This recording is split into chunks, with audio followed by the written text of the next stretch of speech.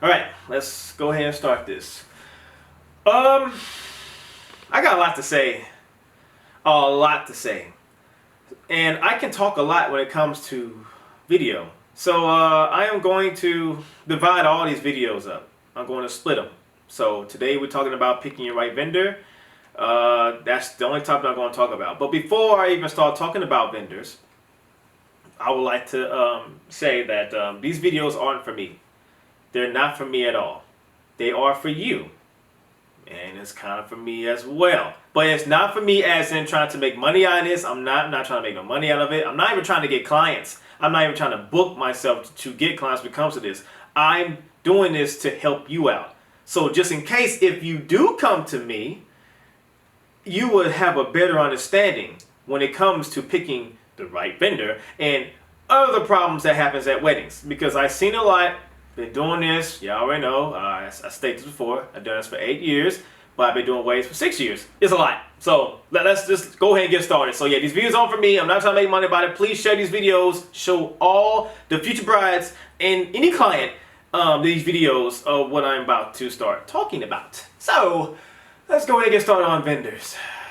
When it comes to picking the right vendor, you want to make sure that you meet up with the vendor. Keyword, meet up with the vendor. Meet up with your photographer, meet up with the DJ, meet up with the wedding planner, meet up with the coordinator, meet up with the lady that's going to make your cake. Meet up, well, of course you got to meet up at the venue because, you know, you need to do a tour around the venue. So you have to communicate with them. It's really important to talk. It's really important. I can't state this enough. Talk to your vendors. Meet up with them before the wedding. I know a lot of brides. I have some brides do that to me, but I stopped them. They were trying to give me their money. I'm like, nope, you're not. Only one bride has got away with that. And their wedding came out just fine though. But I don't like that. I want to communicate. I want to talk to you. I want to meet up with you. If any of my brides are looking at this right now, they know that they met up with me. They met up with me and they communicated with me. They talked. We had a long conversation about their wedding. It's getting to understand you, and it's getting to the brides to understand me or any other photographer. You don't have to book with me. I'm not trying for you to book me to shoot your wedding. You can have another photographer to shoot your wedding. Okay? Photographer might be 10 times better than me. A lot of photographers are way better than me, right? Pictures are beautiful, way better than mine. But at the end of the day, if you haven't met up with this photographer and you just give him your money and just wait for him to come to your wedding day, he might have a dry personality. He might shoot your wedding. He might be with you from the beginning to the end probably. But at the end of the day, you get 10 pictures. You get 10 pictures and he been there for probably like 8 hours. 8 hours at your wedding, you only get 10 photos.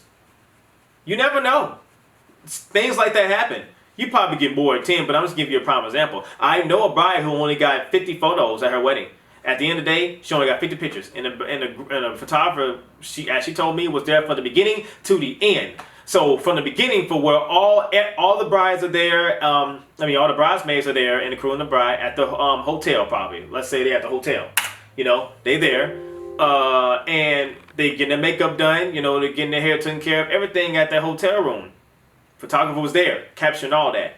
All the way to the grand exit. Grand exit is at the end of the wedding, right? End of the reception. Time to go. Grand exit, sparklers, bubbles, woo. You know, we send them off to the car and they drive off, you know, and, you know, call it a day. And at the end of the day, you get 50 pictures. All because you didn't communicate with that photographer. Another example, picking the DJ. You might pick a bomb DJ who's awesome at communicating, clients. Awesome at communicating with, also communicating with you, probably, if you met up with him. But you probably didn't meet up with him. So he might be an awesome DJ who, let me go back on that. I think I kind of messed it up a little bit, not talking about communicating. I'm talking about as in he's a good DJ. You probably seen him at a club or something, and you pick a club DJ to come DJ your wedding because he can get everybody on the dance floor. But when it comes to introducing everybody to come down for the grand entrance, you know, the DJ has to introduce everybody, has to, you know, shout out their names to come down during the reception time when it's the grand entrance. They have to say everybody's names, DJ probably can't read. So now you got a non-reading DJ who get everybody on the dance floor but can't communicate. Can't tell people, okay, ladies and gentlemen, let's calm down. It's time to do the cake cutting. Okay, ladies and gentlemen, it's now time to do the bridal toss. Okay, ladies and gentlemen, introducing the newlyweds. You need people like that. You need people to communicate at your wedding. That's not a good thing to have a DJ who can't communicate. Maybe he has another MC. That's good. But if not, you just have a club DJ who's just going to DJ your wedding and have everybody on the dance floor. And you wonder why nobody's not talking and saying, hey, I need all this stuff taken care of. I need the bride talk. I need somebody to communicate to get everybody on the dance floor to do the bouquet toss, the guard toss. I need everybody to introduce all the people who's going to come, for the grand entrance. You need stuff like that. Think about that. Meet up with the DJ when it comes to that. When I talk to you, I'm going to let you know all the things that are going to go wrong, and I want to try to correct it before it happens. So, when it comes for the formals to get done, doing your wedding formals, if anybody now aware of doing the wedding formals, is when you get everybody together after the ceremony. When the ceremony is over, we get everybody together to take pictures. Get everybody together, family, everybody. At this time, everybody's excited to see the bride and groom, right? Maybe I should say this for another video. I think I should say it for another video, but I'm going to just explain a little bit about that. But everybody excited to see the bride and groom. They get in my way. They want to take pictures with the bride and groom because they all fancy in they suits and ties and all that, whatnot. And you're cutting off time.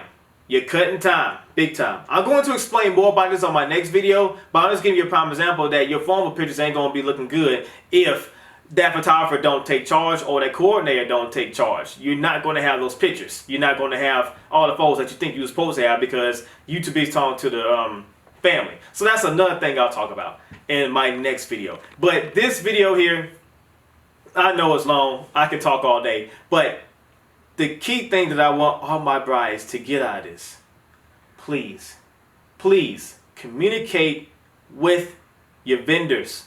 Meet up with them. Talk to them. I don't care what you have to do to get these people to come talk to you. If they do not want to talk to you, if they don't have no time to meet, don't give them your money. Go find somebody else.